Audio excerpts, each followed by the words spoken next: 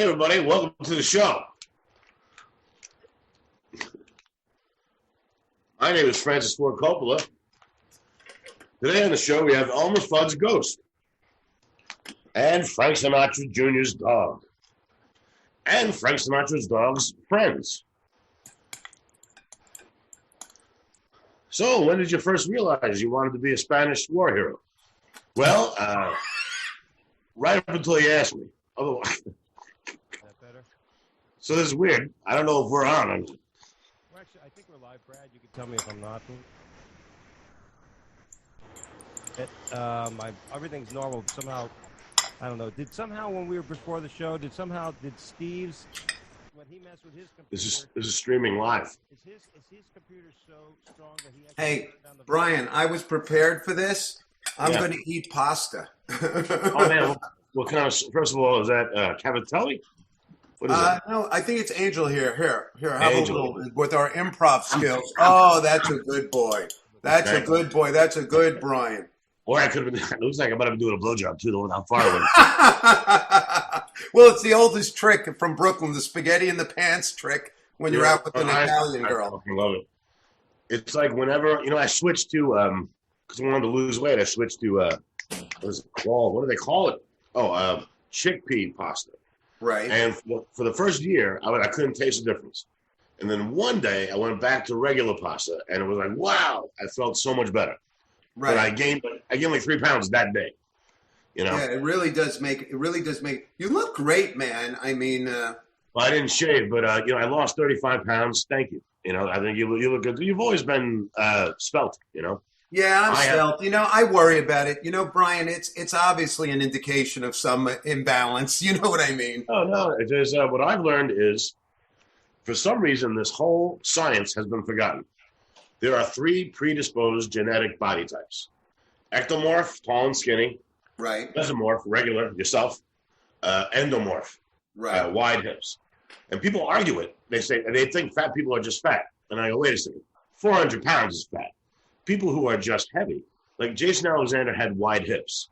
So even on the first season of Seinfeld, people acted like he was fat. I remember sitting watching TV with a friend. He goes, he's so fat, but he wasn't fat at all. He just had wide hips. So he has a wide skeleton. So it's easier to gain weight when you have a wider skeleton. Right. And it's the same thing with animals in nature. There's no skinny hippopotami. You know what I mean? It's the nature of your body and your body type. But we could segue into this. Society puts so much, they want you to be young. They want you to. It'd be funnier if when you went that, I went like this, like we rehearsed this, Got it. Yeah, that's good. I feel like I'm just hanging out with you in Vegas. Well, this is what kind of happened. I mean, the host got us together, and the host, he had us test our audio. He tested our video. And the second we start the show, the host's audio and video goes out. And that was strange. But I almost kind of prefer it. Well, you've heard me say that things don't behave. Nothing ever behaves. Where are you now, Brian? I'm in Greenwich Village in New York City. I'm in Los Angeles. I haven't left this room except to go food shopping since first week of March. No way. I have, I really wish that I had, now that I'm 40, I'll be 47 next month, but now I always chose my career over girls. So, for example, if a girl wanted to go on a trip, I'd be like, oh, I got shows that weekend. Hello. And I never canceled shows. I wish now I had, because being alone in my apartment for 6-7 months, I'm jerking off to the guy in the Pringles can. You know what I mean? I'm losing my mind. Anything turns me on now. I lay down to go to sleep, and I'm like, well, I got a heart on. How do I have a heart on just because a pillow is up again? Like, well, come on. Like, I am so fucking lonely. But do you think it's loneliness, or do you think because you and I are not running around? I always tell people the hardest part of being a comedian at a certain level is getting to that. It's just showing up. Hey, who's this guy interrupting us? I think I got gremlins. I think that's what it's crackly. It's very crackly. I'm crackling? Yeah. Very crackly. Very crackly. Very crackly. I think it's the beard. I would go shave. So, Brian, I found that now that I'm not running around so much, I have less anxiety. I think I'm more virile. I think it's the lack of anxiety. Well, I'm definitely happier. But now that it's been 7 months, I'm like, I wouldn't mind getting laid. I wouldn't mind. I have no more money. My money's all gone because I've used it up for 7 months. Right. So I'm like, now I have to work. And I was really enjoying not working. But now I have to work. But I have MS. I have no immune system. So what do I You have to be super careful. And you know, we haven't spoken about this, but my grandmother had amyotrophic sclerosis. Wow. And it was very bad. So for her, I do a joke about it. So for people that are easily offended, keep watching. I said she had Lou Gehrig's disease, which she did, but she still managed to. My father just died of that May 28th. We know how to get a show off to a start, you and I. Brian. That's you know what I feel. If anyone's still watching, they're gonna love our comedy. The Dougie show without Dougie. If I can get if I can get a word in edgewise, fellas, how do I sound now? Better. Hold on. All of a sudden, now I'm the sound guy. Hold on, I got that for you. Let me light that. Yeah, I got that for you. All right. So listen, go into systems, and I want you to go to input and turn your sound down. This is the moment where so welcome, fellas. Welcome to the show. Thank you, by the way. See, it would take 2 veteran professionals to be able to carry that on, which was probably better than the first 15, 10 minutes, whatever it was we've been doing, actually 8 minutes. So I'm glad I sound okay? Good? You sound nice. We got into death for a while, so I don't know how we did, but we'll come back to that because can I still do my Lou Gehrig's disease? My grandmother had Lou Gehrig's disease, but she still managed to hit 250 in her last year at bat. But her base stealing went down. But come on, she had Lou Gehrig's. By the way, also, I actually, we don't all enjoy chatting with each other, but Brian and I seem to always just are comfortable chatting. Well, I think we started around the same time. I know. Yeah, the Boston. I used to see you at the Boston Comedy Club, and so there's like a camaraderie there that we can't see each other for 10 years and it'll be the same. Yeah. Plus, I think you're a little more vocal about the gripes. Everybody thinks I'm so happy about everything, and then you'll come over and say, "What the fuck is going on here?" And I'll go, "Yeah, man, you know what I mean." And I'm like, well, that's what's great about. I'm sorry, Doug, but that's what's great about New York comics is that if I share my sentiment in any other state about what's going on the stage, they get mad at me.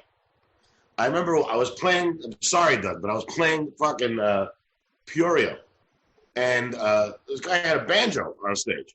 And I remember saying, usually, he was my opener. And I remember saying, usually the openers don't play musical instruments. And then the guy gets off stage, somebody tells him I was griping, and he gets mad at me and yells at me in front of the whole staff. So I was like, I'm not coming back to this room. This is like, and then I told Mark Maron about it. He goes, well, what you should have said was, when the guy said to me, I hope one day when I become a headliner, I'm not as bitter as you. I was like, all right. And then Mark Maron said, you should have said, yeah, but no matter what, you're still a banjo comic. But Maron is a New York comic, so he understands that we're not mad. We're just talking about the situation. And I also think there's a certain healthy amount of grouchiness because we're running to the gig. If you're a headliner, you got to wait an hour to go on. Sometimes there are 3 shows on a Saturday night, and you get grouchy. I do. Yeah. Not to mention you're getting shit on. Or I hate to bring it up. How do we enter this? Not to mention, unless you have a name, you do get shit on a bit. Yeah. And it's like, we're responsible. It's our name on the poster. It's our show. People are coming to see us. And if I want a guy with a banjo on before me, I can say that. But if I didn't sell enough onion rings, then I can't say that. Yeah. Well, anyway, welcome to the Doug Show. This is Doug. Yeah, thank you. And now, Late Night with Dougie Almeida. Here's Dougie. The only show where the host shows up 8-10 minutes into the show. Well, thank you. Like I think that's genius. Yes. Well, you know what? Hey, it's hey, you can do anything now. It's 2020. Nothing's crazy, as you say it. That banjo player wasn't Steve Martin, was it? That would have been. But Steve Martin was a headliner. Steve Martin wasn't the opener. Yeah, exactly. That's all I'm saying. And also, what about the opening acts complaining about the headliners? Exactly. I would keep my fucking mouth shut and just be glad I'm on the show. Yeah, so I don't go back to the club in a way to almost punish the club for that. I'm not at that level. I'm not at that level. I didn't punish them at all. Really, they're fine. They're doing better than I am. In your mind, you punished them. I had to do something to stand up for myself. That's all. But I got a lot of visual aids. By the way, Steve had mentioned it, and I think that is it's interesting because one of the topics we were going to plan to talk about today was the process of making decisions. But you guys are veterans in this business, and you know what? I'm like you, Brian. I'm a bit outspoken. When something goes wrong, I don't sit there and take it in and think the best. Sometimes I just say, hey, what the fuck, So I'm a bit like that. Steve is a little more reserved in that sense, like you said. Tell the truth, Dougie. You know what I mean? So it's interesting because those are just two different people. That's two different ways of handling things, and they both have their pros and cons on both sides, for the receiver and for the person pulling it out, right? Yeah, but people tend to like, which I understand, they tend to like people who don't cause issues, and I get that. But if my job is to travel to every room in the country, and your job is just to stay in that one room, then maybe what I have to say, by looking at all your competition, could be helpful to how to make your room better. Because I've seen how it's done in every. That's why I think the improvs are the best. The improvs have bouncers on both sides of the stage. The improvs drop the checks 20 minutes into the headliner's set, not the first minute, not the last minute, right in the middle. The improvs do it the best. Unfortunately, they don't hire me because I'm Brian Scolaro. That's why you know what? Can I say something? A real comedian has to fuck up. In my part, I don't care. A real comedian has to get in trouble. If you're the Three Stooges and you're being hired to be exterminators, you know you're going to destroy that house. A real comedian has to have a little bit of, that like complaining in them. Plus, you know what? There is a responsibility. You're closing the show. I'm on stage at a club. I won't mention it. And the fucking feedback amp is not on. Okay, yeah. I can't hear myself. Yeah. The microphone is too low because they've decided. By the way, 20 minutes in, I'm crushing. And all of a sudden, I'm getting mediocre laughs. After 20 minutes, I'm getting, and what the fuck is going on? I go, did you turn the mic down? And after the show, I found out, well, we thought you were too loud. Well, the audience was fucking laughing. Exactly. That's happened to me because I do sound effects a lot. It happened to me constantly. By the way, do you have a ghost or is that a cat that's coming in and out of your door? Which one of us? I have a cat. Do you have an Annabella doll that you didn't tell us about? What's an Annabella? I got a little scared. I thought I was watching Paranormal Caught on Camera. But I fucking love that show. Yeah. Anyway, Doug, will you please say something? I'm gonna. I'm like a guest. I'm like an amateur comic trying to get a guest spot on the show. Hey, no, you know what? That's not true. You want to know something? The best hosts, I was told recently, are the ones that listen. And you're, believe me, Dougie, I know who you are.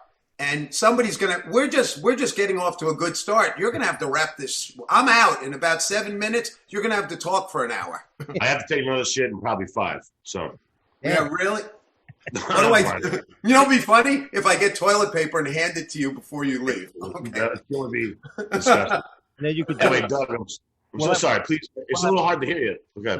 We'll have one of those YouTube moments where Steve hands you the toilet paper and you grab your own toilet paper and pull it off your screen. Yeah. Plus, don't we have? I actually read the notes for tonight's show, and after I read the notes, I said, "This could be a really great show." Am I allowed to give away that there is some nudity involved tonight?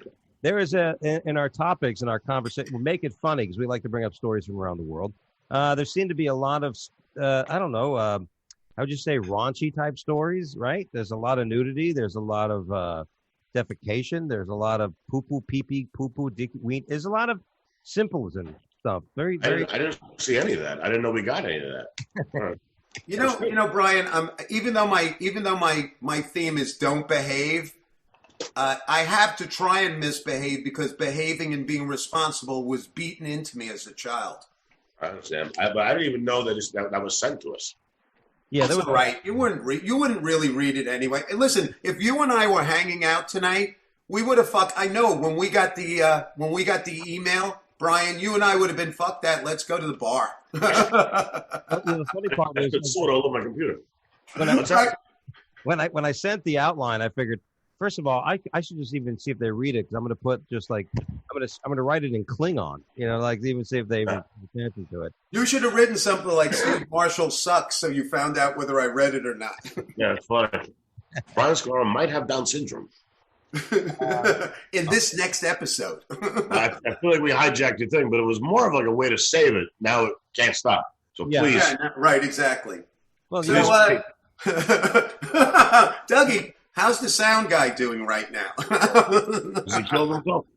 like Steve had mentioned, that's what a good host knows how to do. When a train wreck is happening, sometimes you just let it flow down. Let it happen. Let it happen. That's what Letterman was good at. Letterman was great at that. Letterman was the best interviewer ever. The way when he saw something bad happening, he just kind of let it happen, and he made his little comments. He never tried to control it. And Letterman showed disdain for people. I think I watched him when he was on the 10 a.m. show, but when he was first on at 11, whatever it is, 12:30. 12:30. I think that the moment where I really got him and others, he had Nastasia Kinski on. I don't know if you remember it. And Nastasia Kinski had a beehive haircut. And she's talking about nothing for like 10 minutes. You can see Dave is bored. And finally he stops and goes, "What's the deal with your hair?" And it was so rude. But it's like, when somebody keeps heckling you, I like to give the heckler 3 strikes. So then when I bury them, the whole audience is on my side. Yeah, exactly. I like to do that as well. I miss David Letterman. That was a great show. It was. You know what I mean? I don't. Do you watch much late night TV now? Not anymore. I stopped. And I don't want to insult them. Part of it is because they don't have like the older comedians on. Letterman always had George Miller. He'd bring Brian Regan out. Yeah. He'd bring like older comics out. A lot of the other shows just bring young comics out who have 5 minutes of material. And I'm like, so I'm like, all right. And then also I just get a little, I don't know. I liked Letterman. I liked the Conan show, but I just feel like they tamper their acts sometimes to be more accepted by everybody. And when they do that, they lose me. I like it when people are themselves, not when they tamper their act to make everybody happy. And I like to see a risk. I think part of the fun of going to see live comedy is there's always a risk. And I think Letterman was one of those guys you just waited for him to take that risk about somebody's hair or tell somebody, and they were full of shit. Yeah. There was definitely a moment where you thought it could just turn. Like, it didn't have that. It had that feel. Yeah. One of the topics, actually, when the structure part of the show was making decisions. Brian is an actor, so making decisions is an important aspect of an actor, right? Yeah. As a comedian, Steve, it's an important thing when you make decisions on stage at the moment when you're reading the audience. And since I'm with you, I'll, as a fighter, and Steve knows in martial arts, we always bring the two together. That you have to have that as well, right? You have to have that ability, right, to make decisions. Hey, I'm not going to throw that jab again. That guy has an overhand right that's clobbering me. So, what are some decisions you think you guys have made that you look back on? Like, even if it doesn't, whether it's good or bad, you just look back at it because it was one of those decisions in your life. I had to make a few choices. The one that is the most controversial because not everybody agrees with it is that when I grew up, I wasn't fat, but I was soft. I remember we would play football, and one guy had pecs at 13. He's not going to the gym. You know what I mean? He just has jeans where he has pecs. You know what I mean? So when people walk around with pecs now, I'm like, yeah, calm down. I also know that you have those jeans, and I don't. But either way, when I was growing up, John Candy never got made fun of for his weight. Never. Sure, there's the joke about the pants at the end of Summer Rental. Sure, there's the joke about the pizzas and stripes. But really, that's it. He had a whole career where his weight never came up. So when I was on one sitcom and they were pounding me about my weight, I spoke up. And it and a lot of people, and they didn't want me around anymore because I spoke up. I was only a guest, recurring. I was recurring, not a regular. So they don't like guest roles to speak up, which I understand. But I volunteered to leave, and they said no, stay. But because I spoke up, the telephone game, it got worse and worse. It got worse and worse as people talked to each other about it. When I didn't say it angry, but because I spoke up, that was something that a lot of people were like, well, why don't you like fat jokes? I'm like, well, John Candy, the whole career, Oliver Platt's fat, never comes up in any of his movies. I was like, why do I have to accept it if I don't want to? LaWanda Page on Sanford and Son did not mind. They made fun of her looks. Did not care. I care. So why do I have to become something that I'm not? Can't they write other things? Like the first episode, I had 5 kids and 3 wives. And then 7 episodes later, I had never been laid before. In their mind, fat people can't get laid. But meanwhile, my girlfriend in real life was 1,000 times better looking than every writer's wife that came to see the show. Why don't you bring her? You should have brought her. Did you bring her on set and say, "Hey, look at my girl"?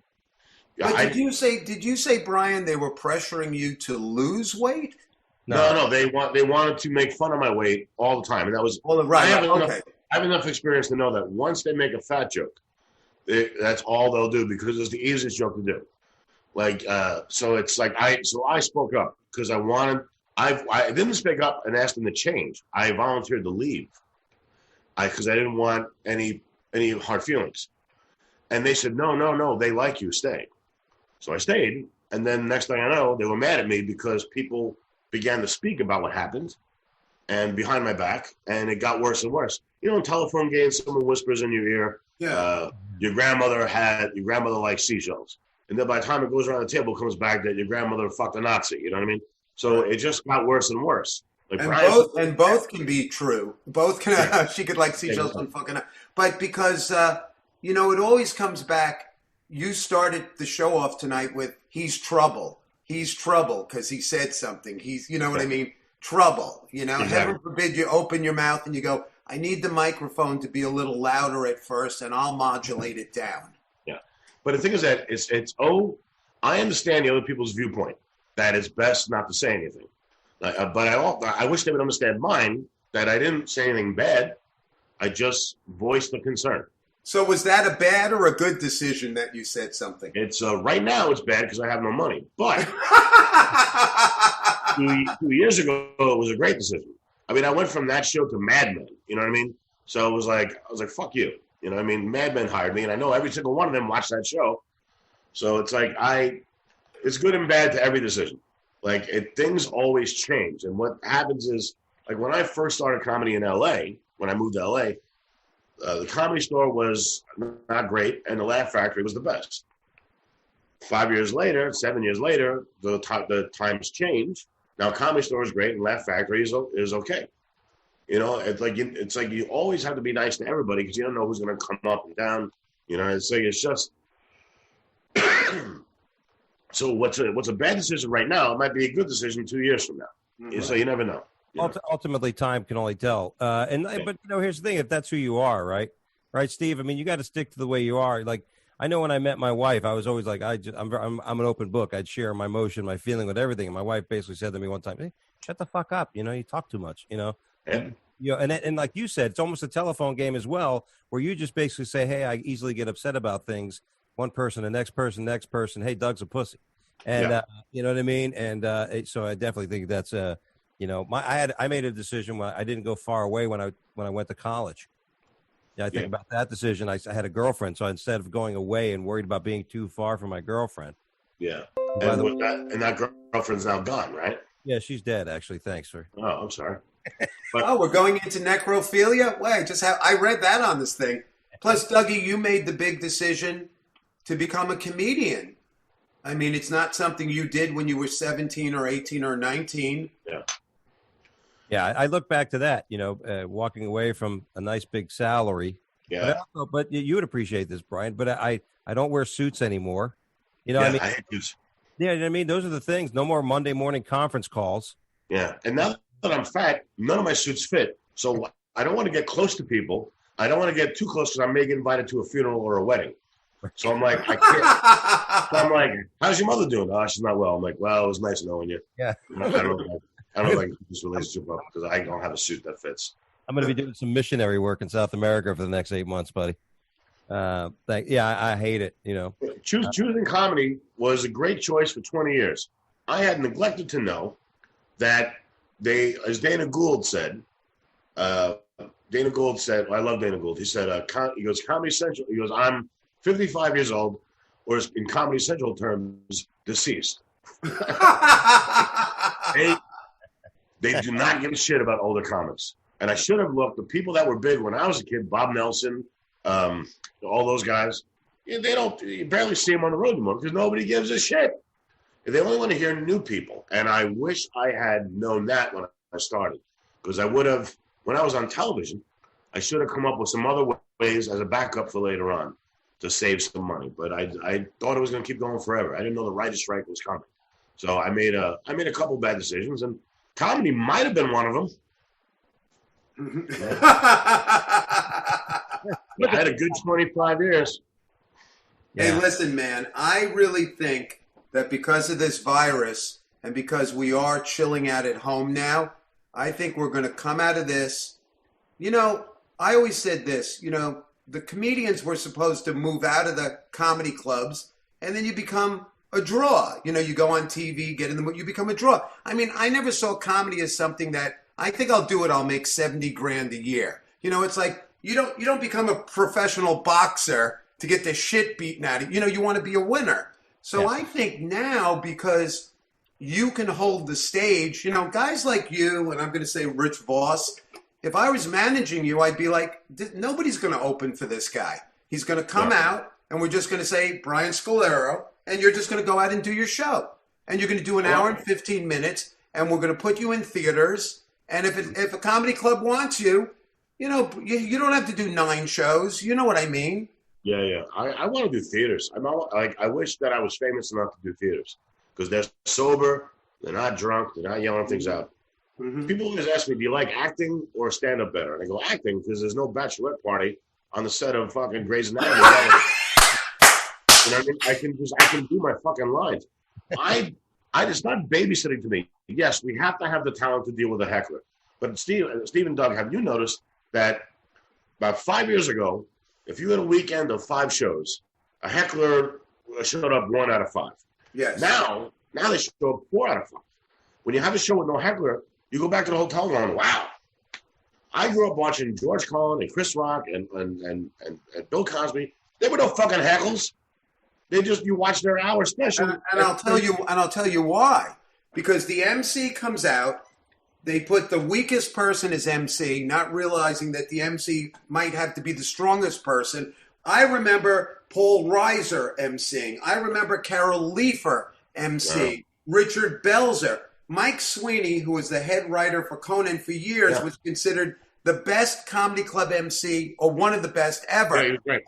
And the MC doesn't know what they're doing. They're talking to the audience. Within 3 minutes, they're talking about anal beads. Then 5 seconds later, they're talking about rape.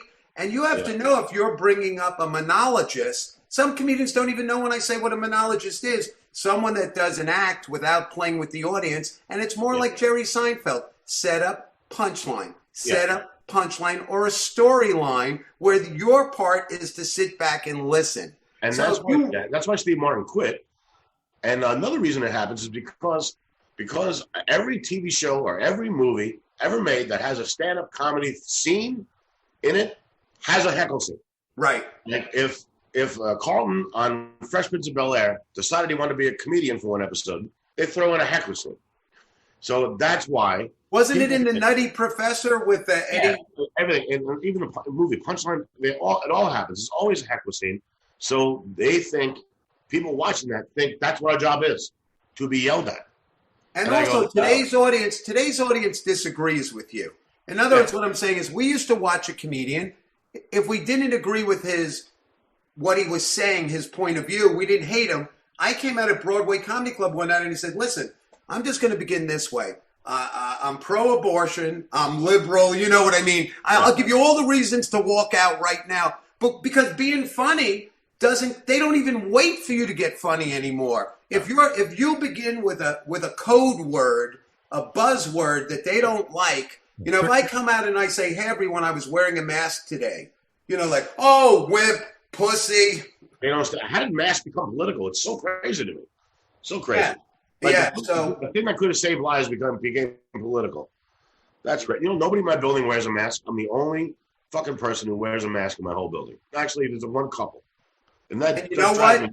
1 year from now, you will own the building. You'll be the only one in the building. It's really crazy. Anyway, Doug, I'm so sorry. What's next? What's your next question that becomes depressing? That we can change and make depressing. I could lead a horse of water. That's a water. Well, you know, you can't drown him. You're in LA though, because there is a mass exodus. I was just speaking with Jimmy Schubert today, who's moving to Florida.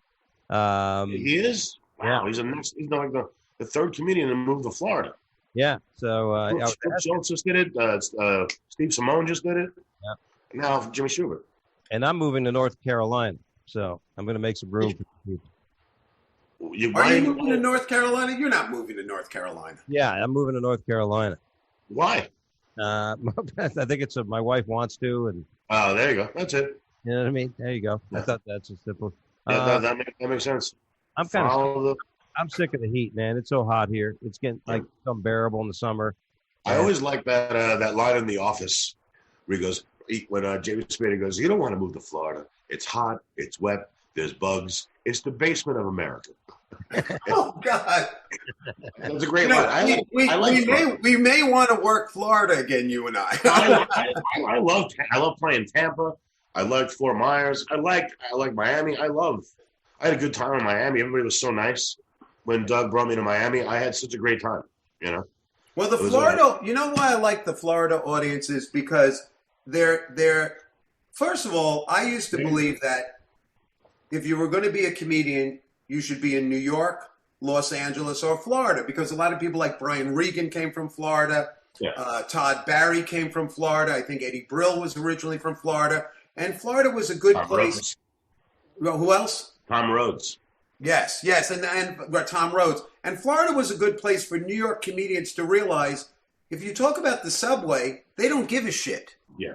So it was to me, Florida was a good place if you wanted to do TV, to learn if be specific, do what you want to do, but it was universal. Plus, Florida had this party atmosphere. I can't tell you on Saturday night in the old days how many strippers were in the audience, and they would listen to you. But for what I do on stage, I like a little bit of a party as long as they're listening.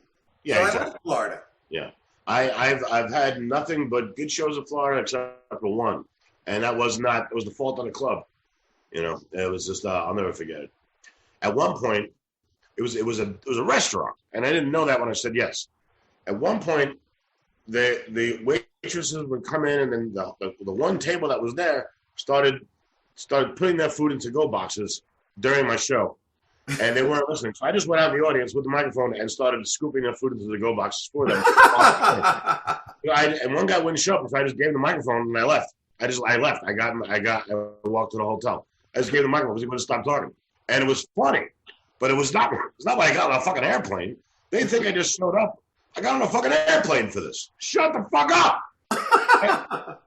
I traveled for 8 hours to talk to you. Can you just stop talking? Anyway. Yeah, I think there's a misnomer that, you know, I know this is hard to believe, everyone, but do you know that some people who come to a comedy show might think we're just naturally funny, which we might be, and that the stuff is not written or prepared? Yeah. My favorite is, why can't I call you a fat ass? You're a comedian. I'm sorry, did I make fun of you? No. So what makes you think that's what it's like there's so many ways. Like, there's Dennis Miller comedy, there's Eddie Griffith comedy, you guys Steve Martin comedy, and there's Robin Williams comedy. Everybody's different, but they all think we're the same, and that comedians are depressing. And at first of all, I want to go, I wonder why, dealing with people like you all the time. It's really, why are you fucking making us all the same? Just because one comedian killed himself doesn't mean I'm gonna.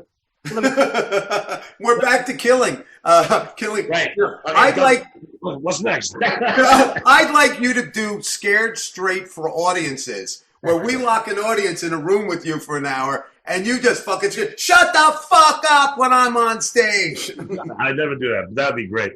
Let me ask. Yeah, you got to be charming. But my point is, when they leave it up to us to police the room, we take the risk of becoming unlikable. So hire a bouncer. Yeah, get a big giant guy. Give him $50. You can afford $50, and have him stand there for 2 hours. Someone's got to go over to somebody and put their hand on the shoulder and say, "You got to shut up." Yeah, that's it. If you leave it up to us, like I can make fun of a guy 7 times, but after the 8th time, it's no longer my responsibility. Yeah, my famous story was at in a club in Daytona, which is notoriously not policed, and this guy was nonstop, like you said, nonstop. Did everything in the book to try to get the guy to shut up, and at the end, I lost it, and I told the guy, "I'm going to jump off stage and beat your ass." And the guy stands up, he had a fake leg, and he goes, "Let me take off my fake leg." You know, everybody's like, "Oh, like sad." All of a sudden, some guy in the back of the room goes, "Sweep the leg, Dougie." That's funny. It is. Now, let me ask you, it is true. This is an up and down business. This is a bipolar industry in the comedy world. And because you have that with audiences, right? You have you have a great audience, you have a bad audience, you have a good show, you have a bad show. How much does that mess with our psyche? How much does that affect? Okay. And plus, our job is to look at, Chris Rock said this, if we look at a situation, we immediately look at it through training that we don't even realize. We immediately look at it from every aspect. Like, Dave Chappelle hears something in the news, he goes, "I'm known as a victim blamer because I look at the situation and go, well, what did she say?" We are trained to look at a situation and go, how did it get this way? So we see the dark side. We wind up seeing the dark side of things. Like, this happens because this happens. Where most people just go, oh, that happened. But we look at it like, why did that happen? And what's funny about it? So we see dark sides of things. So that also makes us kind of, not depressed, but I don't know, just more aware of the negativity of the world. But we have to find it. We find it funny, like when who's the guy who hosts Family Feud, the black guy with the mustache? Yeah, Martin. What's his name? Not Martin. No. The guy that Godfrey doesn't. Steve Harvey. Steve Harvey. Steve Harvey. He said on Comedians in Cars Getting Coffee, he goes, when tragedy happens in America, I got news for everybody. We got the jokes that night, but we don't do them yet. Because we write them immediately because we see what's funny about the situation. Like when there was a shooting in El Paso, I love El Paso. I love the people in El Paso. They're so sweet. I never had a problem there. They're great, wonderful people, man. I fucking love. And I've been in that Walmart probably 10 times. And so when they got shot in Walmart, I was very upset. And then about 2 hours later, I said, well, it would have made more sense if the guy went to Target because he had a gun. And then that's not a joke I can do, you know what I mean? But I saw what was funny about the horrible situation immediately. But I probably know some of the people who got killed. So it's just weird. But our brains are wired after 25 years that it just I don't know. I'll tell you what it is, because growing up, I didn't tell people to go fuck themselves. So if I would have told them to fuck, I'm being serious. If I would have told them, I was so picked on, even at home, if I would have told them to go fuck themselves. So I tell everybody, there's so much talk about protesting. I'm not being political. I'm a politically incorrect comedian, not a political comedian. But joking was my way of protesting. It had nothing to do with making a living. No. That's how I protested, by saying what I wasn't supposed to say and making it funny. Wow. And it's amazing. This is how the business is. And, I did an outdoor show on Saturday night, which was brutal. Was it? Oh, it was in a cul-de-sac. But, anytime you get to do something, it's worth it. It's a challenge, right? As a comic. What was brutal about it? Well, I haven't done an outdoor show yet, so I don't know. It was here in South Florida, and it was like 90 degrees, but felt like 150. And the people were basically about anywhere between 15 to 20 to 50, 80 yards away from you. You're outdoors, so you can't hear them if they're like, so you have no idea. Yeah. So it was just that one moment in the show. I said, everybody having a good time? And I heard some drunk guy somewhere in the back go, I haven't laughed once. It's like, and it's like, I just started laughing. And normally in a club, I would have been like, whatever. I'd have been but I was sitting there as sweat was dripping down to the crack of my ass. Yeah. I'm standing there, I'm comfortable, and I'm like, oh, I got paid. How much is it? And okay, whatever. And all that's going through my mind. I just went, ugh. Like, I didn't want to. That was my impression of Rich Voss, by the way. Ugh. Him and Jim Norton would do it all the time, like 20 years ago. Yeah. You know what I mean? And it was just that moment because that's what happens. There's one club in Florida that's mad at me because I mentioned it was hot. I didn't mention it was hot because of your room.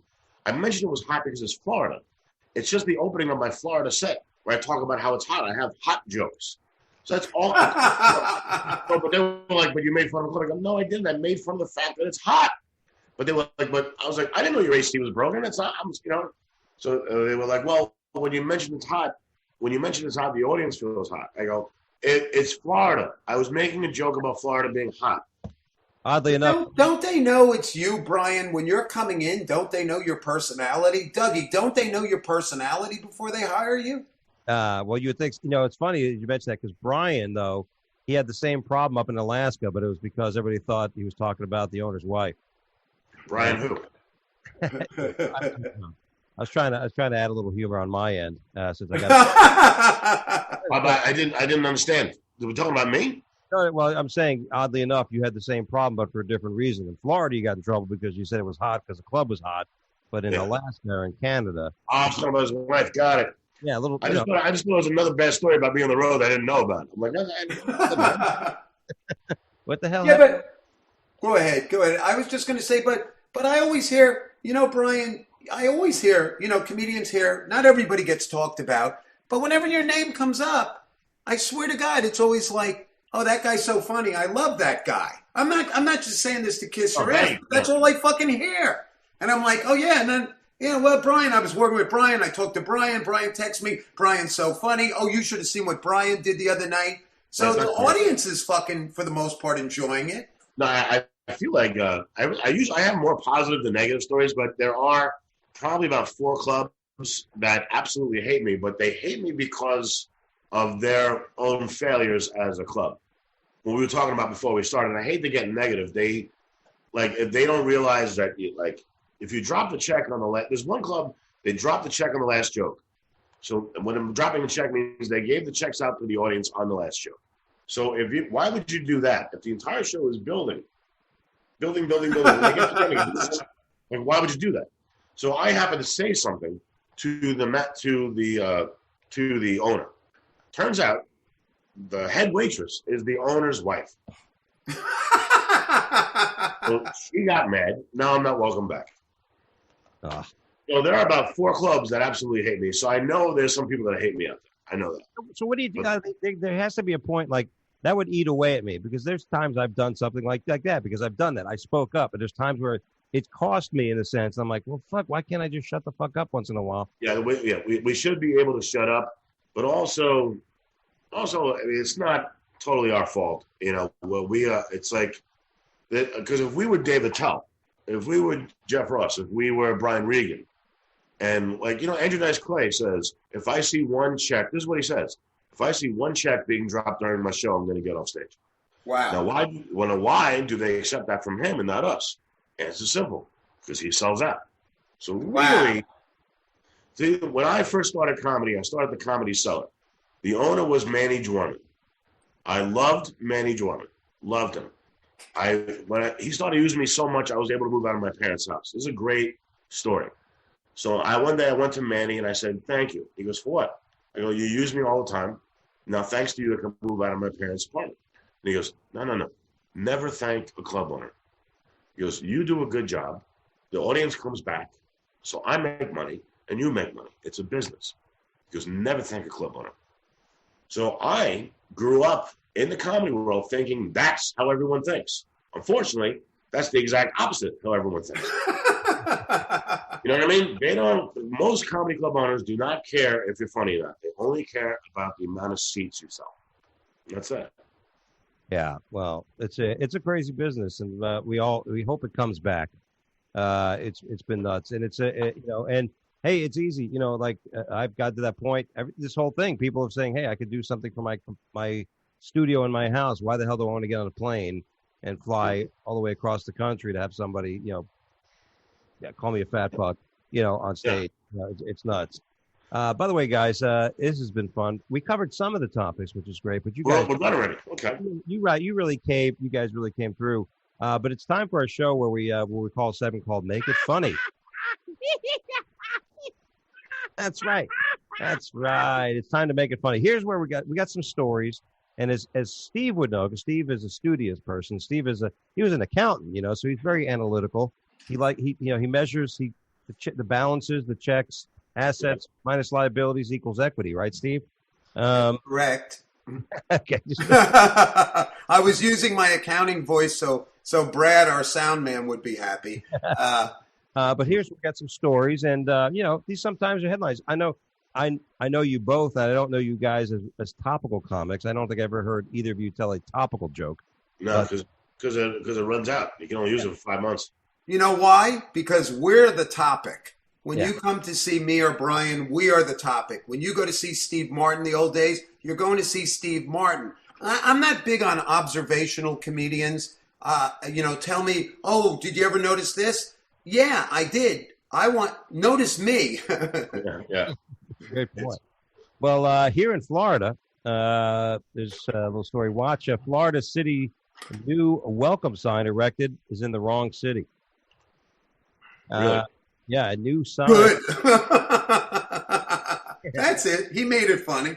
Yeah, just passing through Tampa, all of a sudden it says Cleveland. A new sign welcoming travelers to Florida City is drawing attention, raising controversy because it's in the wrong city. Clive Taylor, of Hollywood activist and vice president, says that when he lives in Hollywood, he doesn't want to come home to see a sign that says "Welcome to Dania Beach." Interesting. Yeah. So here's an idea. Take the sign down. I mean, just a thought. It shouldn't even be a news story. The fact that Muhammad Atta's fucking visa got approved 4 months after 9/11, mistakes happen. You know what I mean? Out of all the stories that come out of Florida, that's the shittiest one. Because that's, you know what I mean? If anything happens in Florida, it's usually they have that one website, the top 100 crazy things that happen in Florida. That wouldn't even make the top 500. Florida's ridiculous. It's crazy. It's crazy. I love it though. It's crazy. So you're saying it's slow? It must be a slow day in Florida news. If that's what the news story is. I mean, the fact the guy might have been on meth, he might have been. The fact that there's alligators walking through the street is, you know what I mean? I would be food for an alligator. I don't know. I would call that extremely local news when a guy is reporting about a sign that's on the corner where he lives. Yeah. Take the sign down. Yeah. Replace it. I think it's a story. It's a nice story when they have like school crosswork and they misspell the word school. That's a funny. Yeah. This is like the Alano show. Let's get into a little more. Asylum seekers, boat full of migrants, land on nudist beach, and naked sunbathers offer them drinks, hot drinks. Who lands on nudist beach? Asylum seekers, people who are refugees on a boat trying to get out of. And you know what the funny thing about that is? These poor immigrants who landed on the nude beach had less clothing on than the nudists. Yeah, that's true. Why are you guys overdressed? Score, Dougie. The people who go to nude beaches are not people you want to see at nude beaches. You know what I mean? They should sell clothing at nude beaches because that's all you're thinking. I've gone to nude beaches. All you're thinking is put a shirt on. Yeah. And I'm a grower, so I'm not going to nude beaches. But either way, I'm just saying they probably got right back on the boat and left. They were like, what? This is America? Let's get the fuck out of here. Like, it was just, I don't know. The people you see on nude beaches. Do we need to explain to everybody what a grower is? Well, apparently, I know what it is. I know, but I saw a woman, a female comic, very beautiful girl comic. She was 40. She said, I just found out about growers. She goes, for years, I would grab a guy's crotch to see if it was worth it. And if it wasn't worth it, I would not hit him. And I'm just like, you just found out now that we grow? You just found out now. All this time, she thought I was standing there like an honest Pinocchio. Around 80 nudists were on pebbly Fairlight Glen Beach near Hastings, East Sussex, on Monday morning. They had just stripped off to have a nice day at the beach when all of a sudden, a bunch of slimy immigrants rolled up on. I like how they're slimy, not the people who are nude. Yeah. Oh, that's just the tanning oil. Who wrote they were slimy immigrants? Wait a second. Now I think you got me in. Listen, I don't give a fuck about that sign, but now you got me going. Who are the slimy immigrants? That's all it took me to embellish the story a little bit to get to you. Yeah, definitely. Well, Steve thought that was in the article. It was just done. Yeah, I did think that was the article. I wish that was the fun. Hey, Dougie, do me a favor. Don't read the article. Just do the other thing. Just embellish. Okay. Well, yeah, they were aged from 17 to 45. Some were men, kept their heads down, but some had little smirks on. Well, it must not have been that bad of a beach, because most people think that. You go to a nude beach or you go to a nudist camp, oh, there's going to be these hot strippers around. No, they're never. They look like us. And not including Steve, because Well, Steve is he's martial arts. He's fit. He's a mesomorph. Can I put that on my website? Steve is a mesomorph, says Brian Scolaro, TV comedian. Yeah, angry TV comedian. And he doesn't say anything bad about anybody.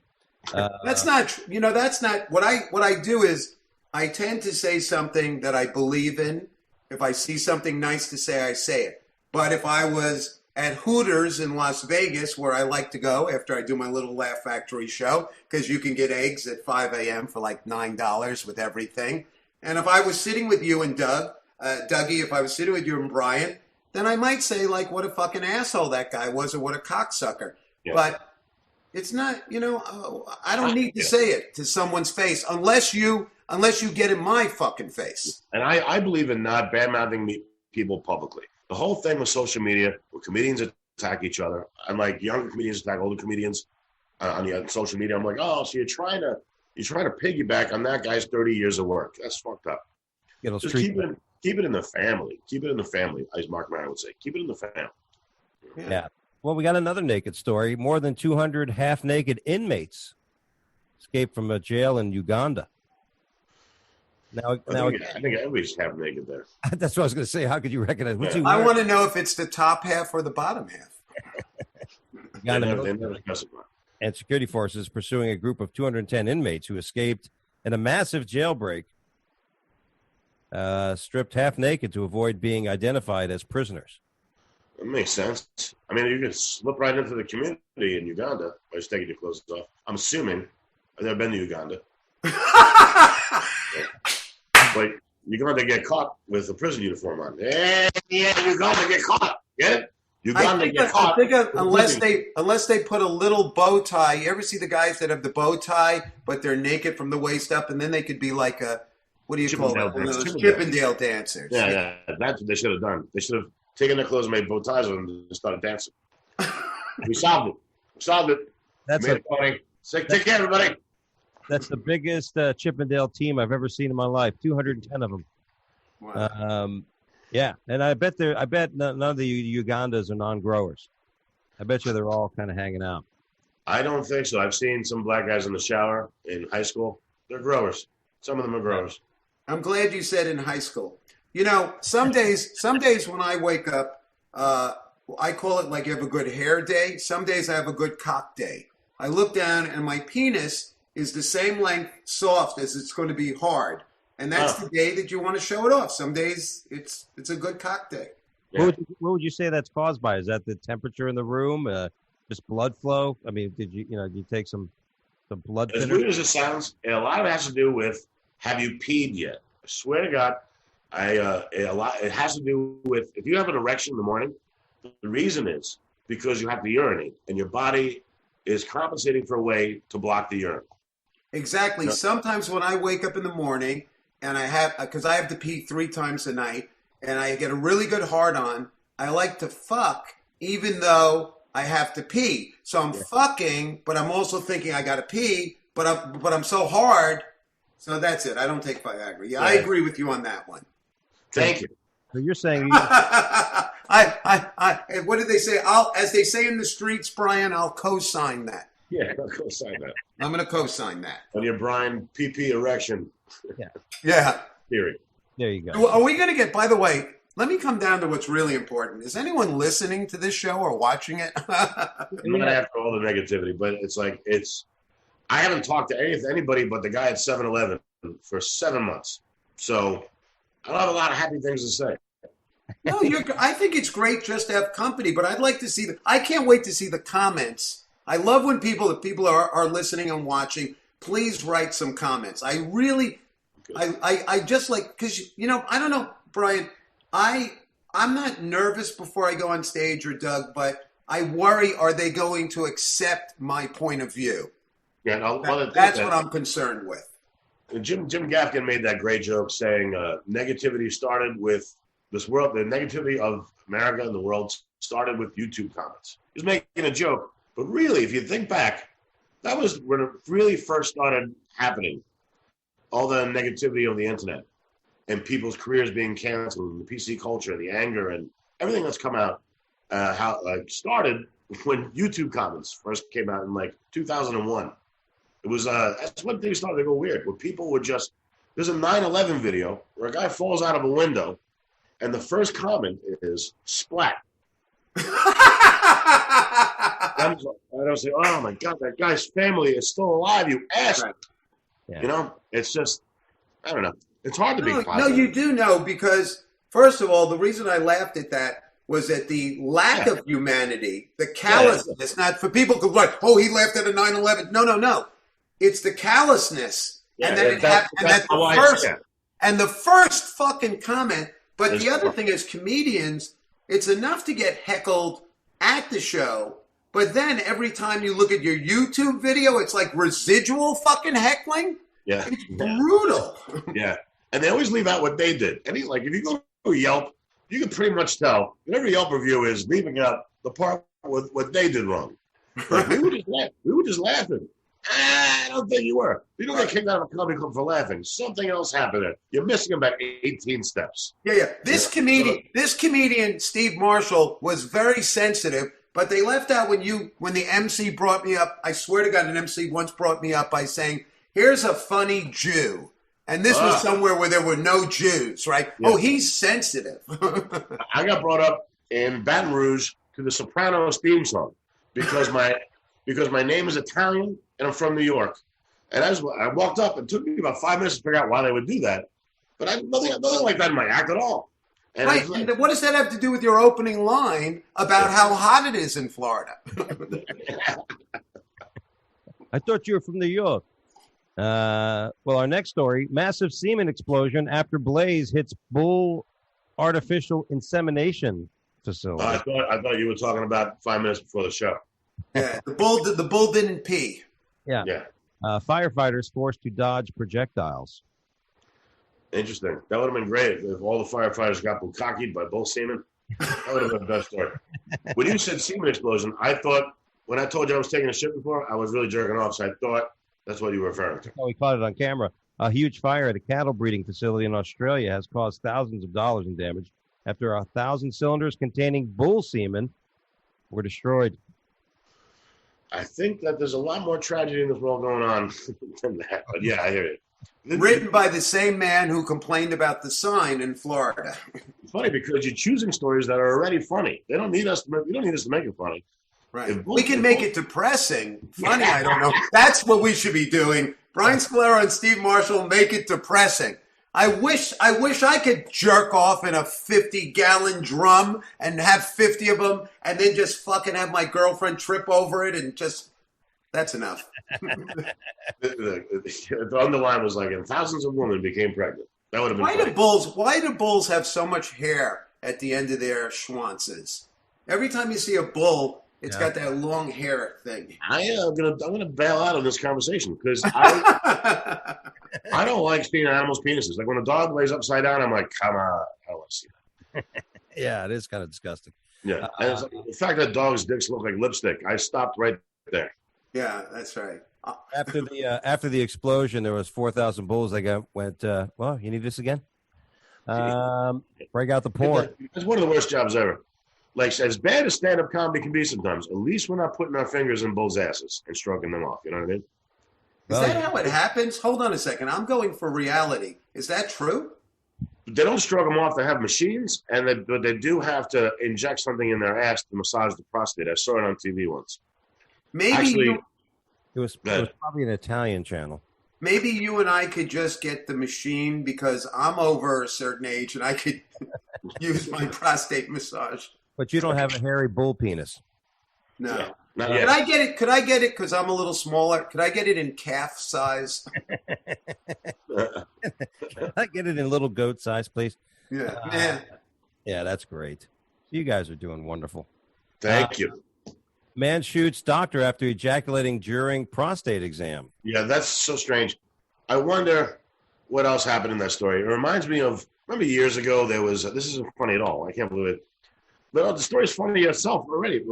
Years ago, this guy in the Jenny Jones show announced he had a crush on somebody, and that guy went and killed him. It's like, it sounds to me like two guys figured out they were gay at the same time. And one guy didn't like finding that out and went back and killed him. That's what it sounds like to me. That's how many transgenders end up getting beaten, or the guy getting into a situation, and then the guy supposedly goes, "Oh, I didn't realize this," and they're like, "Yeah, you did." Yeah, exactly. That's what I think happened, but it's not funny, But it's like, I don't think the doctor put his finger in the guy's ass and the guy just came, which would be funny, but that's not what happened. I'm sure there was a little more going on there. Let me get that for you. Why can't you just leave a Yelp review? Don't see this doctor. He makes you come. You would say, hey, doc, you want to back off? I got an erection. Can you stop? That's what you would say. You wouldn't, like, nobody comes just from a finger on their ass. There's got to be some kind of rubbing involved. Yeah, I didn't realize a prostate exam takes 20 minutes. Exactly. Yeah. Now, have you guys had it? I've yet to have the doctor. I have to pick a new family doctor, so I picked a lady. Because I figured this is coming, right? Yeah, that's funny. Yeah, you know what I mean. Like, have you had this done, Steve? Have you had the prostate done? Do you get it done regularly? Of course, I've had 2 colonoscopies. If that's how it's just hard. You can never pronounce it. I've had 2 of those, and I've had. I always ask for the digital. Yes, I do it. Hey, we're supposed to be making the stories funny, not laughing at me. I always ask for because my doctor will say to me, and my doctor will say to me, he'll say, they don't believe in digital as much anymore because the digital can actually cause bleeding and scraping and tearing. Great. What, Brian? Great. Great. That's all. I'm a mesomorph. I just want to remember what I learned. Mesomorph, and you get a better erection by not peeing. Okay, yeah. And now, but I asked for the digital because I think the what do they call it? The PSA, the public service announcement, whatever it is, could be. There's a pass fail, whatever. Yes, I get the digital. Absolutely. You mean digital, like when you poop in the thing and you send it in for your prostate, or no? That's your colon cancer thing you got to worry about. There's I don't have that. I haven't done that yet. I got enough other medical shit going on. I can't find out another one right now.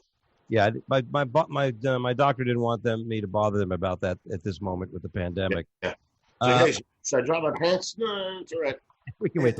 Listen, hey, don't bother me with that. First of all, I don't drop my pants because, as I said, I'm a grower. So. That's the other thing we learned.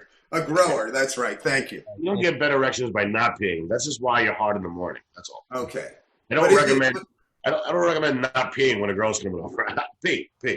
All right, because this is like Ask Dr. Scolaro. Ask Dr. Scolaro. So I should pee.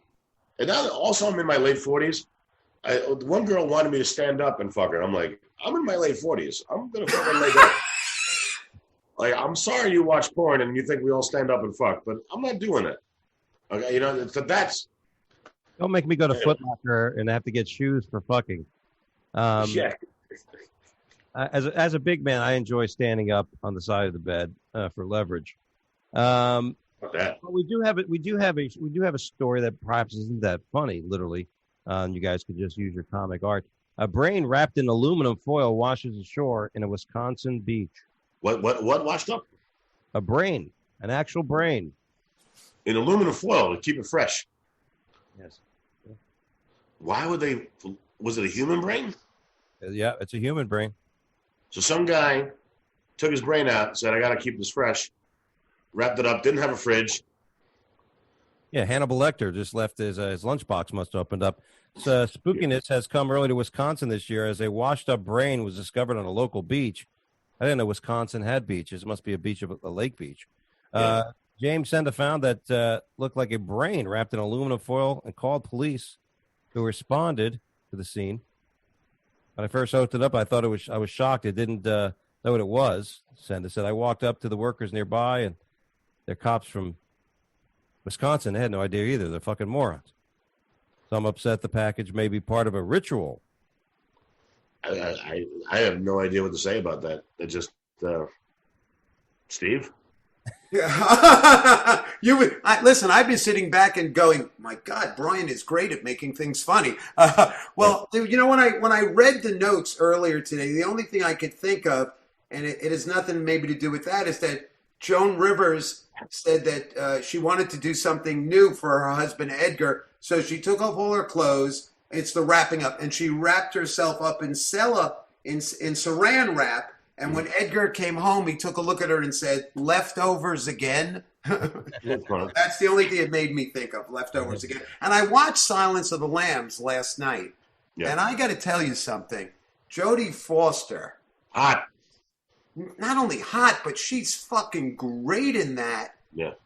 And he said something about, listen, I you know, Brian, you're great at making things funny. I'm better at going on tangents. I'm free associate. This is my Rorschach test for some of you, so I free associate. And he said that Hannibal Lecter said Marcus Aurelius. He starts quoting Marcus Aurelius to you must judge a thing by its nature, and that's how she's supposed to find Buffalo Bill is to judge him by his nature. And he covets things. And then they said what he covets, most people covet things that they see on a regular basis. And that's when they realized, oh my God, she must have been living very close to him. So that's all I got on that. It's not funny, but it's informational. It's very strange. It's very strange. It just, I have no idea what to think. I just think a guy who would wrap his brain in tinfoil definitely didn't have a brain. You know what I mean? So it has to be somebody else's brain.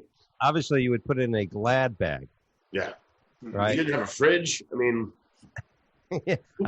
Was he planning on cooking it on the barbecue later? I mean, why have it end up in the ocean? If you wrap it up, it means you want to keep it. So then why throw it away? It's so strange. Maybe we look at it the reverse. Maybe he needed a place to put his aluminum foil. Yeah. And he just said, "Oh, if I take this brain out, I can put it around that." By the way, you are a comedic genius because you flipped it to me to go on a tangent long enough for you, Brian, to think of something funny. I'm real. That's exactly what I did. I got to tell you something. Did you go to UCB? Yeah.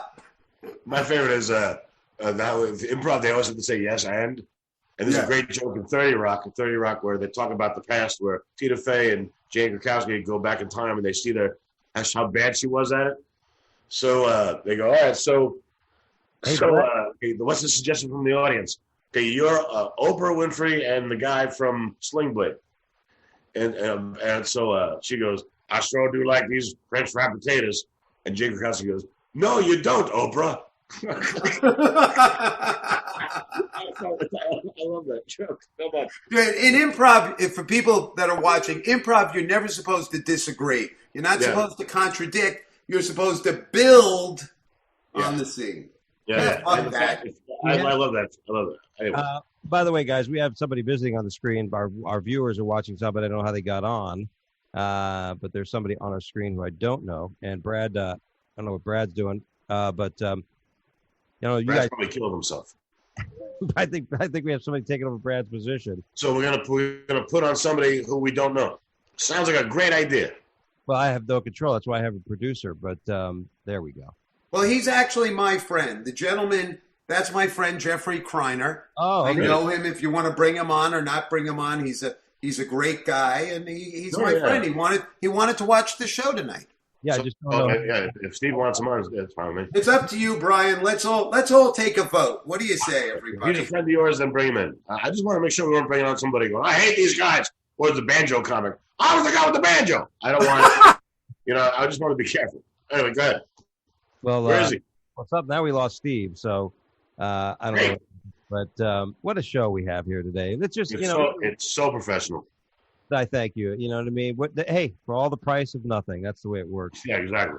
All right, here I am. I'm back on something. Hey, how come we wanted to bring my friend on and I got cut off? No, Jeff's a great guy. I mean, unless you want to say, Jeff, come on in 15 minutes. No. When after you've done a few more of these, make these fucking stories funny. Well, I'm fine with bringing him on. my strategy changed from the beginning of the show where I have no control to the end of the show where I have no control. Yeah, let's go with that theme. Now, why don't we keep the theme? No, we're good. We're actually time's up. We're almost done, and I got to go eat. I got dinner waiting and stuff like that. So we're gonna wrap this show up, guys. Wish I was married. But listen, I appreciate you guys carrying on the show. First of all, let's give a hand to our guests here, Steve Marshall and Brian Scolaro. Everybody, very funny comics. And by the way, Steve, I enjoy your walks. If you haven't gone, go on Steve's Facebook page. He takes you for a daily walk through the streets of New York City, Manhattan, all over the places. I caught the one episode last time we were outside that famous adult toy store. Yeah, the pleasure chest from Sex and the City. Yes. I remember that. That's St. Charles Street, right? Yeah. You're great. Charles Street, Perry Street, and 7th Avenue. And I had seen a busload of, it's nothing wrong, but a busload of people, maybe Ohio, wonderful, about 50 years old, wonderful. And they were stopping to go in and buy rabbits. They vibrated. Oh, yeah, you know what I mean? They got the I Love New York t-shirt. They got the I Love New York shot glass in Chinatown. They got the Wo Hop. Again, if you know, Wo Hop's a Chinese. I love and then they got the Wo Hop's a Chinese restaurant. And you get the t-shirt. And then they got the rabbit vibrator. Yeah. So I do that every day. I go at 6:30. Can I give a plug? 6:30 every day. I do Walk with Steve. And the whole point was I just wanted to show everybody that New York City is doing fine. Yeah. That most people have not fled the city. All right. And then I give people that are claustrophobic. You know, like Brian, you said you don't get out of the. Well, LA is not like New York. For New York is always if you look at history, New York is always the test for the rest of the country. The Triangle Shirtwaist Factory fire in the early 1900s.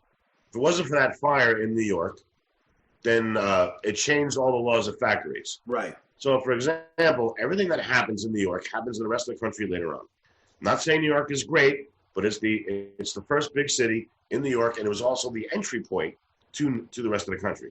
So everything happens there first.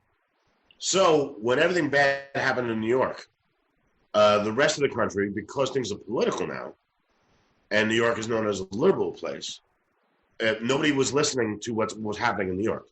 So LA is not wearing masks. And that's the reason our numbers went back up. So there's that. So it's like, it's not, LA is not, was not handling it like New York did. And LA is notoriously, as Paul F. Tompkins said, nobody born in LA is an asshole, but people move to LA to be the asshole they always wanted to be. You know what I mean? So it's just the way it is. It's just the way it is. I feel sometimes as a born and raised New Yorker, and I'll define that, this is what I think a real New Yorker is. I went to a public school, PS 217, Ditmas Junior High School, Midwood High School. I ride the subway. Yeah. I walk the streets. You're used to I take the buses. Yeah. I play street basketball in a public. I don't belong to a gym where I have to pay. But I just really, I wanted to let everybody see New York who was claustrophobic, whether you're from there or not, and also in a positive way, see my smile and my happiness. You know, I have that upbeat thing going on, hiding how much I hate it. Right, I know, Brian, but that's why you and I would be great. Brian, if you and I could get the odd couple, no, you're great. No, Brian, that's why I adore you. See, you fucking get me, and you let me be me, and I let you be you. Yes, we're the next. That's what New York is. We are used to adjusting our lives for other people. If there's traffic, if a guy's sitting on the subway next to us eating a pig's head, we're you were used to other people in New York. And then I remember I went to Mississippi, and everybody was so spread out that I was like, oh, if you're just watching the news, you don't know what's happening in your neighbor's house. Like, you're just watching the news, and like the world sounds dangerous. But really, in New York, it's like everyone's used to affecting their lives for other people or changing their lives for other people. And also, we're used to fucking danger. Does everybody get that? Like, people are making it sound like there's crime here. Yeah, when wasn't there fucking crime here, okay? Yeah. I started out in junior high getting my fucking lunch money taken by Italian kids, and they weren't. I'm going to say it. If you're easily offended, please keep listening. They were Italian kids. The Irish kids were always fighting with me. They knew I was Jewish, and then we became friends. But the D train was so dangerous. When I rode the D train, you never made fucking eye contact. Your head was down the whole time. But I think in New York City, like you're saying, if I was saying, hey, Brian, let's go grab a slice of pizza at Joe's, and some guy was getting shot, you would casually go, hey, cross the street, some guy's getting shot. I don't want to be part of that. Yeah, all right. Yeah, bang, bang, bang. Yeah. It's an exaggeration. But I really wanted people to see that New York City was not what was being reported on the news. Yeah, exactly. So that's all it simply is. Walk with Steve, every day, Facebook Live. 6:30, 7 p.m., whatever. Thanks for mentioning it, Dougie. Thank you. Can we get our websites and everything else where no one will communicate with us? No, well, go ahead while you're at it. Go ahead and give a plug for your where to just go to Brian. I know.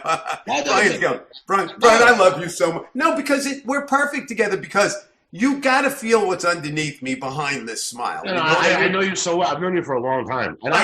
There's no way we would get along if you didn't know I had a vicious side underneath all this. I'm a little passive-aggressive. So I'm SteveMarshallComedy.com, SteveMarshallComedy.com.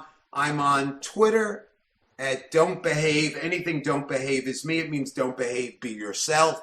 Don't behave, think for yourself. Don't behave the way everybody tells you to behave, and then be calm, don't behave on Instagram. But can I also say, Dougie, thanks for having me on. And if I was a little verbose tonight, I apologize, but I feel like I've been trapped in the house also. And I just got so excited when I saw Brian and I saw you. I got really excited. Yeah. I'm happy to see old friends. And you don't really know how happy you're going to be until you see the person. Like when I do Zoom interviews on my Patreon, and the minute I see somebody, I'm like, a smile comes across my face, and I'm like, oh, actually seeing them helps, you know? Yeah, because when we would go in the club, I remember the last time I saw you at Stand Up New York, right? And, believe it or not, you do want to break the ice when you first come in, as confident as everybody may think we are.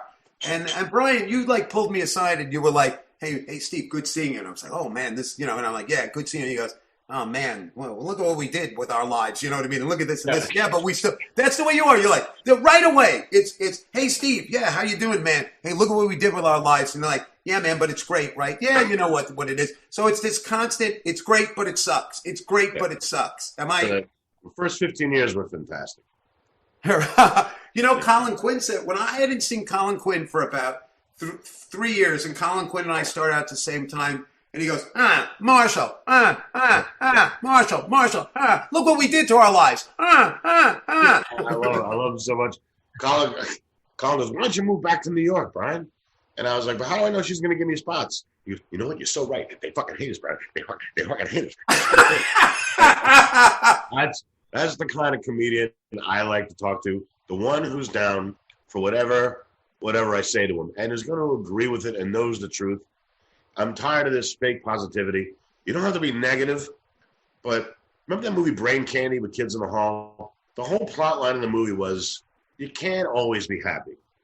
People who are always happy kill people.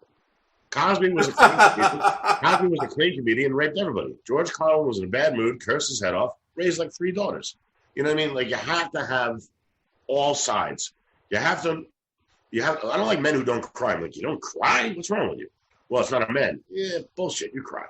It's like I like honesty. That's all. And I also when I do my show, you're going to get offended at some things, and you're going to be, this thing they keep starting with. Now, I was uncomfortable during the first few minutes, but then I liked you. Well, you know, who cares? That's the way it is with everybody. How many people are in marriages when they said the first time I met this guy, I thought he was a douchebag, and now I still think he's a douchebag, but I married him. You know, I wish I was a comedian in the '80s where you didn't have that kind of feedback. The social media, you get everything right away. Somebody was like, "I like that last music video you did, but I like the song, not the video." I'm like, I don't care. I don't. Why are you trying to talk me out of doing what I do? You know, this may be the next episode of Dougie. I would come back for. Is there too much feedback? There might be too much feedback. Can I promote my book? That book that one person will buy. Yes. What is it? You have a book, Brian? Book. How to Punch a Monkey. How to Punch a Monkey by me. It's in the vein of Brain Droppings by George Carlin. Yes. So about a year ago, I just started compiling a lot of my jokes, and I just made a book. It's less than $20. It's like $16, and they have the link on their site of what this thing is. Lulu.com has it, and also Amazon has it. They also has it for Kindle. But that would really be good because I have not worked since the last week of February, and I have MS. So that means my immune system attacks me. So the medicine takes away my immune system. So I have to be very careful about where I work right now with the corona. Mm-hmm. So if you buy the book, it'll be very, very helpful. It's worth it, and it's nice to read when you're taking a shit. By the way, come on, How to Punch a Monkey. I like to repeat things. There's nothing wrong with promoting How to Punch a Monkey. By the way, Brad posted it while we were on the. We didn't see it, but you'll watch the video later. You see it posted the feed and where to go. Look. Thank you. Now that would be very, very helpful. If anybody has enjoyed this, it helps out, and that would be very, very nice. And all the proceeds go to me. And as it should. And the funny things too. That your recent your podcast, they're very funny. They're nice little clips, nice and short and sweet. Oh, thanks. On Patreon. Yeah. Yeah, and I'm catching them on Instagram. And very funny. And again, thank you. It's listening to an hour and a half podcast. You just have to listen to, about a minute. I have a Patreon where I do 3 videos a week, and the skits, some of them are audio, most of them are video. I also interview people. I interviewed David Patel and Mike Starr from Goodfellas, and Mike Starr played Frenchie in Goodfellas. David Krumholtz from all the Coen Brothers movies. I talk to a lot of actors and also do stand-up comedy. So it's a way to try to replace the road income for right now. It's I just need about 800 more people to join. There you go. So I don't know what kind of fan base you have, Doug. Well, what's the name of the Patreon site again? It's patreon.com/Brian Scolaro. It's only $5 a month. If you don't like it, you fucking cancel it. I don't know what the big deal is, but it'd be very nice. It's so that and Patreon are the 2 things I'm conscious. I just released an album, but apparently you get 0.0001% for every stream. So it makes no sense to release an album. It makes no sense. So unless they buy it, you make no money. So I'm sending people to my Patreon or the book. That'd be very nice. And some of you are working, and most of us are not. But if anyone's working and wants to get a book to read while they're taking a shit for a month, that would be very nice. That's a long shit, too, by the way. I'm going to read the whole thing. One sitting. Well, that's it, guys. I want to thank you guys again, for carrying the show in the beginning when we had the technical difficulty on my end, and, of course, for really doing the rest of the show because you guys I was excited to get you guys together. I know you guys knew each other from New York, and I had a feeling that I was going to be a little more quiet on this show than any other show. So, okay. But Dougie, there's no quiet part because everybody on a football team has to do their thing. Believe me, without you, this wouldn't have happened. So you're saying I'm the place kicker? I am the place kicker. Listen, you could have been the place kicker. Do you know, Brian, that Dougie is a full contact Muay Thai heavyweight champion? No, but the words Muay Thai just made me hungry. I don't know why. Boy, Brian, you're good at making things funny. At the end, I didn't get the pressing on that one. Let me tell you about Chinese people. Well, that's all we have time for today's show. Again, thank you guys so much for joining us today. And be sure to go and get Brian's book. Be sure to watch Steve's walks on a daily basis through the streets of New York. It's very fun to entertain. And you're right, it is uplifting because you watch the news and you see all these other things happening. But when you watch it, you know, you're like, oh, where's Steve walking around, you know? And we can chat with each other, you know, which is fun. Nice. That's nice. Chat with you. Doug, you're a good guy, and I hope your North Carolina move goes well. You're doing a good move. You're choosing your life over your career, and that's one thing I didn't do, which is why I haven't touched another human being in 7 months. So that's the choice. It's important to choose what's important in life, and that is love. You know, it's much more important than career, and you're doing the right thing. You're a good guy. Thank you, Steve. guys. Great to see you, Steve. Oh, Brian, you know it. You get it. All right, guys. Thanks again. God bless. Stay well, and we'll see you again right here at the same spot. Take care. Take care. Bye-bye. Wake up! Wake up! I'm not psycho! Wake up.